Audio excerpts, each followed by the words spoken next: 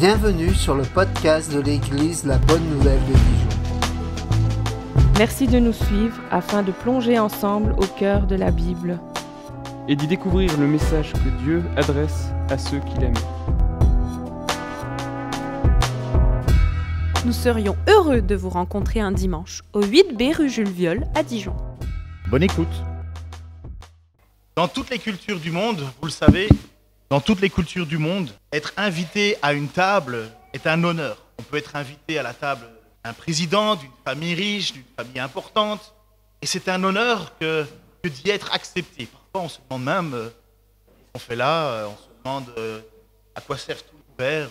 Et c'est un honneur. Trouver une table dans un restaurant chic, c'est un privilège. Vous savez qu'il y a certains restaurants qui ont des listes d'attente de plus de 6 mois, encore quand vous pouvez vous le payer. Être accueilli à une table lorsque vous êtes pauvre et affamé, grâce. Quelqu'un vous invite à rentrer chez vous alors que vous étiez en train de tendre la main pour essayer d'avoir une pièce.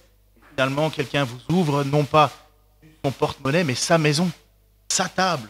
Être reçu à la table de Dieu, ça dépasse tous les entendements. Ça dépasse tout ce qu'on pouvait imaginer. Être reçu à la table de Jésus, justement, dépasse tout ce qu'on peut imaginer. Jésus connaît la suite des événements qui vont lui arriver dessus. On est à la Pâque, avant l'histoire de ce que vous venez d'entendre. Jésus va partager un dernier repas avec ses apôtres, ceux qu'il a choisis pour le suivre, ceux qu'il a choisis pour témoigner de tout ce qu'il a dit et tout ce qu'il a fait. Et il va être à table et il va dire ceci, on le trouve dans Luc 22, 14 à 20. Quand ce fut l'heure, Jésus se mit à table avec les apôtres. Et il leur dit, j'ai vivement désiré célébrer cette Pâque avec vous avant de souffrir. En effet, je vous le déclare, je ne la mangerai plus jusqu'au jour où tout ce qu'elle signifie sera accompli dans le royaume de Dieu. Puis il prit une coupe, prononça la prière de reconnaissance et dit, prenez cette coupe et partagez-la entre vous. Je vous le déclare dorénavant, je ne boirai plus du fruit de la vigne jusqu'à ce que le royaume de Dieu soit établi. Ensuite, il prit du pain, remercia Dieu, le partagea en morceaux et leur donna en disant, ceci est mon corps qui est donné pour vous.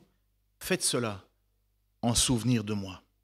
Après le repas, il fit de même pour la coupe en disant, ceci est la coupe de la nouvelle alliance conclue par mon sang qui va être versé pour vous.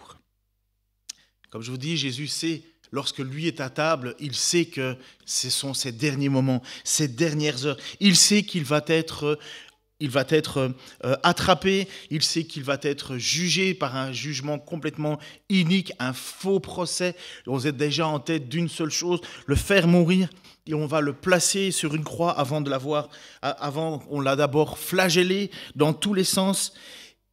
Et il sait que ce moment est important. Il ne peut pas faire autrement que d'y passer. Il a prié Dieu, il a dit « Oh Seigneur, éloigne de moi cette coupe amère ». Et puis, il s'est repris en disant « Non pas ma volonté, mais ta volonté ». Car c'est la volonté de Dieu de ce que Jésus va arriver. Mais en même temps, vous savez, il y a des situations où il y a à la fois de la joie et de la peur qui sont mêlées, une crainte et une envie. On sait qu'on doit faire quelque chose pour que les choses, ceux qui vont se faire opérer par exemple, ils sont inquiets avant l'opération, mais ils savent qu'après l'opération, ça va les aider, ça va les sortir de la situation. Mais l'inquiétude est là. Et Jésus dit cette phrase qui est quand même lourde. J'ai vivement désiré célébrer cette Pâque avec vous avant de souffrir. Comment est-ce qu'on peut être heureux d'un repas avant de souffrir? Il est heureux parce que il sait que ce qu'il va accomplir est le plan de Dieu déjà, et que c'est un moment qui va ouvrir la table de Dieu.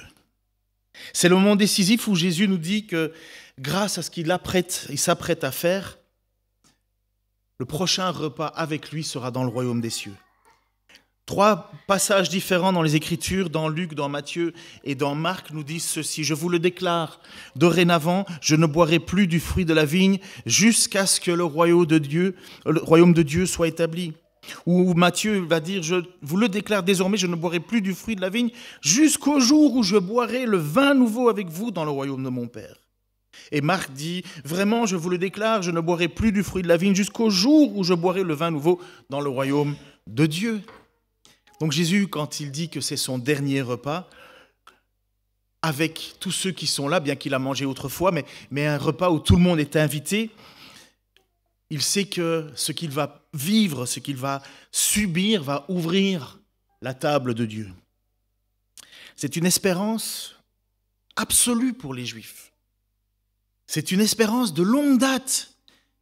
Martin le rappelait à travers son histoire que, oui, Jésus a dû le préciser, mais vous êtes lents à comprendre ce que les Écritures ont déclaré. Lent, parce que ou bien la parole de Dieu est parole de Dieu et ce qu'elle dit, elle s'accomplit, ou elle ne l'est pas. Ou bien on est lent à comprendre parce que ce n'est pas ce qu'on veut. Les apôtres ne voulaient pas que Jésus meure. Mais pourtant, cette espérance, elle est là depuis tout le temps. Elle est écrite dans cette parole de Dieu, elle est écrite dans la Bible. Et les apôtres, comme tous les disciples, comme tous ceux qui aiment le Seigneur, à Jérusalem, tous ceux qui sont juifs et qui faisaient partie de son peuple devaient le savoir. C'était sous leurs yeux. Dans Ésaïe 25, chapitre 25, verset 1 à 9, où on nous parle de ce que Jésus accomplit, où il dit « Ô Éternel, tu es mon Dieu, je te glorifierai. Et je louerai ton nom, car tu as accompli des projets merveilleux, conçus de longue date, sûrs et fiables. Tu as réduit la ville en un monceau de pierre. La cité fortifiée n'est plus que ruine. La citadelle des barbares a cessé d'être une cité, et jamais plus personne ne la rebâtira. Aussi, de puissants peuples t'honoreront, et elle te révérera, la cité des nations qui régnaient sur les tyrans. Car tu es un refuge pour celui qui est pauvre, une forteresse pour l'indigent dans sa détresse.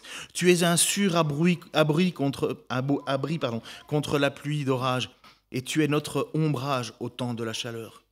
Car la colère ardente des tyrans ressemble à une pluie d'orage qui bat une muraille ou à de la chaleur dans une terre aride. Mais toi, tu fais cesser la clameur des barbares, comme la chaleur cesse quand un nuage passe. Ainsi tu as mis fin aux chansons des tyrans.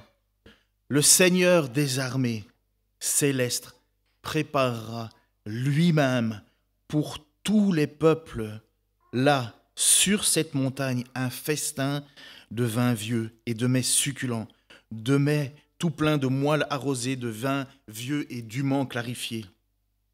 Et il déchirera là, sur cette montagne, le voile de tristesse qui couvre tous les peuples, la couverture recouvrant toutes les nations.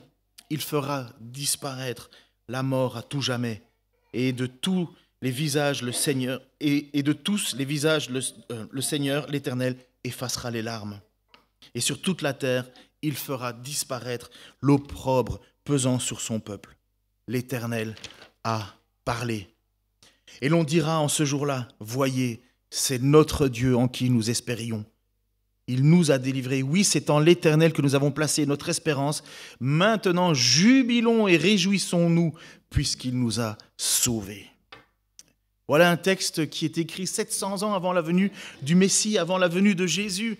Et ce texte nous parle finalement d'un peuple qui est écrasé, abattu constamment, mais qui place son espoir et qui place sa confiance parce que Dieu lui-même préparera un repas. Dieu lui-même préparera une table. Des gens, et avec raison ou pas, jubilent à l'idée de boire un vin vieux, un vin qui est bon et qui est forcément cher. Et là, c'est Dieu lui-même qui nous prendra un vin vieux dûment clarifié. Waouh! Vous imaginez que vous allez être reçus, pour ceux qui ont eu confiance dans cette parole, à la table de Dieu que Dieu lui-même aura dressée. C'est là ce que Jésus fait en gage, en premier repas, le dernier repas avec ses apôtres, mais il dit le prochain, ça sera dans le royaume des dieux, avec vous. C'est la prochaine étape. Les temps nous rappellent aussi qu'il ne faut pas perdre espoir et que l'espoir que nous avons placé en Dieu sera un espoir qui va s'accomplir. Quand il est dit « l'Éternel a parlé », pourquoi ne pas le croire ? Tout cela dépend de notre foi. Comme Jésus l'a plus d'une fois dit à ses apôtres, « Oh, comme votre foi est petite, comme vous êtes lents à comprendre. » Pourtant, Dieu a parlé. Et les apôtres l'ont vu sous leurs yeux s'accomplir la prophétie d'Ésaïe. Et Jésus dit, la prochaine, c'est au ciel. Jésus a déjà enseigné un peu plus avant qu'un repas n'est pas un simple repas avec lui. Il va dire dans un de ses magnifiques discours prêches que son corps est une vraie nourriture et que son sang est une vraie boisson et que si on ne mange pas son corps et si on ne boit pas son sang, nous ne pourrons pas être sauvés. Et les gens étaient scandalisés en disant « mais enfin, il nous pousse à être cannibales ». Ils n'avaient pas compris que Jésus veut vivre en nous. Ou pas. Ou bien Jésus est simplement un beau parleur qui accomplit des miracles, vers qui on va courir pour avoir une meilleure santé, une vie plus riche, plus abondante. Mais Jésus dit, ce n'est pas l'extérieur que je veux changer, c'est l'intérieur. Et c'est pourquoi il parle de manger, d'un repas. Il va parler de vraiment manger Christ et vraiment manger et vraiment boire Christ. Et c'est expliqué dans Ésaïe, encore une fois, ce prophète, dans Ésaïe 53, que beaucoup de gens connaissent, mais encore aujourd'hui, le peuple juif ne veut pas le regarder, ce texte. Et pourtant, il leur annonçait ce qui devait se passer. Exactement ce que Jésus a certainement dit à ces deux personnes qui marchaient, donc Cléopas et l'autre, je ne sais plus son nom, donc, et son copain, en parlant et en citant des Écritures, justement, lorsqu'il dit « il fallait que le Messie meure et que le feu brûlait en eux », et voilà certainement un des textes qu'il a dû leur rappeler, puisqu'il nous dit qu'il a fait mention d'une kyrielle de textes. Nous étions tous errants, pareils à des brebis, chacun de nous allait par son propre chemin. L'Éternel a fait retomber sur lui la faute de nous tous. On l'a frappé. Et il s'est humilié, il n'a pas dit un mot, semblable à un agneau mené à l'abattoir, tout comme une brebis muette devant ceux qui l'attendent, il n'a pas dit un mot. Et j'imagine Cléopas avec son ami qui devait se dire, mais donc c'est pour ça qu'il n'a rien dit, c'est pour ça qu'il ne s'est pas battu, c'est pour ça qu'il s'est laissé faire.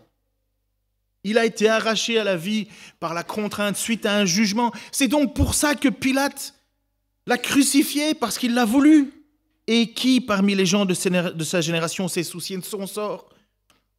Lorsqu'on l'a retranché du pays des vivants, il a été frappé à mort à cause des péchés que mon peuple a commis. On a mis son tombeau parmi les criminels et son sépulcre parmi les riches. Et certainement, Cléopas a dû se dire, mais c'est pour ça alors qu'on l'a mis dans ce tombeau de Joseph d'Arimathée. C'est pour ça alors que les Écritures se sont accomplies. Pour ceux qui savent, vous savez. Alors qu'il n'avait pas commis d'acte de violence et que jamais ses lèvres n'avaient prononcé de mensonge. Mais il a plu à Dieu de le briser par la souffrance, bien que toi, Dieu, tu l'aies livré, Savri, en sacrifice de réparation. Il verra une descendance. Il vivra de longs jours. Et il accomplira avec succès ce que désire l'Éternel. Il verra de longs jours. Mais comment peut-il voir de longs jours s'il meurt ? Comment peut-il voir une descendance s'il meurt, ce Messie ? Car après avoir tant souffert, il verra la lumière. C'est bien une chose qu'on ne voit plus lorsqu'on est mort. Et il sera comblé. Et parce que beaucoup de gens le connaîtront, mon serviteur le juste les déclarera justes et se chargera de leurs fautes. Voilà pourquoi je lui donnerai une part avec ces gens nombreux. Et il partagera le bulletin avec la multitude, car il s'est dépouillé lui-même jusqu'à la mort et s'est laissé compter parmi les malfaiteurs. Il était crucifié au milieu de deux malfaiteurs. Car il a pris sur lui les fautes d'un grand nombre, il est intervenu en faveur des coupables. Voilà ce que Jésus a accompli à la croix. Voilà pourquoi Jésus dit « Je suis heureux de prendre ce dernier repas avec vous avant de souffrir ». Les religieux pensent qu'il suffirait simplement de manger un peu de pain miraculeusement transformé et un vin miraculeusement transformé pour aller au ciel. Il suffirait de prendre quelque chose, de manger comme une petite pilule, une petite granule, comme un médicament spirituel, comme une douche qu'on prend le lendemain d'avoir trop bu. Non, c'est en mémoire de Jésus que c'est fait. Et c'est dans l'attente de son retour que nous le faisons. Beaucoup de gens me posent la question, et c'est des grands débats encore aujourd'hui, que faut-il ou qui peut prendre la scène La sainte, pour ceux qui vont savoir, en fait, la sainte, c'est un mauvais mot. On ne devrait pas utiliser le mot sainte. D'abord, la plupart du temps, ça ne veut rien dire pour les gens qui ne connaissent pas. On devrait simplement appeler le repas du Seigneur. Même le mot Eucharistie est bon parce que le mot Eucharistie veut dire grâce. Mais la sainte, c'est l'idée du repas du Seigneur.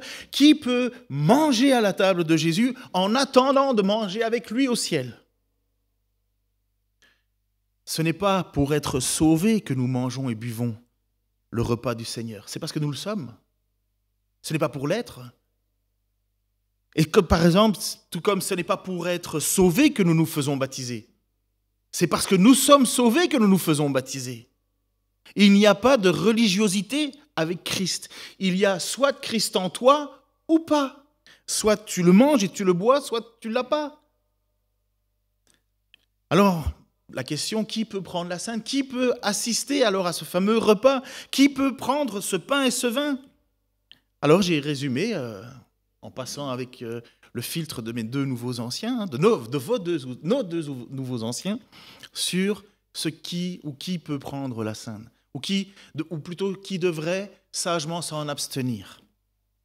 Si tu décides de prendre la sainte, le repas du Seigneur, premièrement, c'est que tu peux dire « Je crois que Jésus est le Fils de Dieu, le Messie ». Si tu dis ça, c'est bon. En même temps, il faut aussi que tu puisses dire « Je crois que Jésus connaît tous mes péchés et est le seul à pouvoir en payer le prix pour en être pardonné. » Que celui qui dit qu'il est sans péché est un menteur, nous dit l'Écriture. Mais si nous confessons nos péchés, il est juste et fidèle pour nous pardonner. Et puis, si tu peux dire « Je crois que Jésus est mort et ressuscité des morts », et si tu peux dire que Jésus est mort, et si tu peux dire que Jésus est vivant et qu'il règne dans les cieux, ça fait partie des prérequis, des personnes qui peuvent, en toute bonne conscience, prendre ce repas. Si tu peux dire que tu es baptisé en Jésus ou sur le point de l'être, de ton propre choix, pas parce que tes parents t'ont baptisé quand tu étais bébé, ça ne marche pas, ce n'est pas ton choix. Personne n'accepterait d'être marié à une autre personne lorsqu'on a décidé de ça le jour de ta naissance. Tu vas être marié avec un tel, paf, c'est fait. Personne n'accepterait ça. On trouverait ça tellement illégitime, mais on voudrait accepter qu'on peut nous baptiser au nom de Christ sans que j'ai pu dire « c'est mon choix » ou sur le point de l'être. Parce que c'est quand même le premier commandement que Jésus a dit, c'est un impératif. Allez, baptisez-les en mon nom. Aussi, et ça c'est important, renouvelle à travers la Sainte Seine mon engagement à suivre Jésus fidèlement en son Église. C'est Jésus qui a dit « je bâtirai mon Église ». Il n'a pas dit « je sauverai des gens individuels, chaque personne dans son coin ». Il a bien insisté sur l'importance de son Église. Et puis, un autre point qui mine, est-ce que je suis réconcilié avec mes frères et sœurs? Si tu peux dire oui à tous ces points, tu peux t'avancer, Martin. Si tu peux dire oui à tous ces points, tu es invité à prendre le repas du Seigneur en souvenir de Jésus, puisqu'il a dit « faites ceci en mémoire de moi, jusqu'au jour où j'en boirai avec vous dans le royaume des cieux. » La prochaine fois que l'on prendra le repas avec Christ, on pourra certainement, avec honnêteté, dire « Je l'ai fait en mémoire de toi, Seigneur. J'attendais tellement ton retour. J'attendais tellement que tu reviennes. J'attendais tellement ce moment-là. Oh, il y a bien des fois, Seigneur, où je me sentais indigne de cela. Mais je te remercie parce que je t'ai confessé ma faute, mon péché. Je n'ai pas laissé les choses traîner, tarder. » Si vous pouvez dire cela dans votre cœur, ceux qui ici, prenez la Sainte Seine